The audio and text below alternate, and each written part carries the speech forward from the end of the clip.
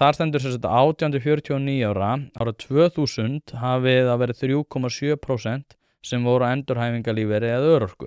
Árið 2024 þessi tala komin upp í 8,4% og athugið þetta fólk undir 50 og þetta sem sagt búið að aukast rúmlega tvöfalt og meira en það. 2,5x, ég er nú ekki með reikningin í hausnum. Það var þess 3,7 og eru komin upp í 8,4. En í hópi 50-66 ára að þá voru þetta 10% árið 2000 en komið upp í 20,7%. Þannig að þar þetta tvöföldun. En að mínum mati það náttúrulega miklu verra að þær tölur sem við erum að horfa upp á í fyrri hópnum, þar sem að þetta meira en tvöföldun á fólki sem undir 50 og þá þarf maður bara einhvern veginn að taka smá líka skref tilbaka og hugsa bara, hvað erum við í ósköpunum að gera hérna?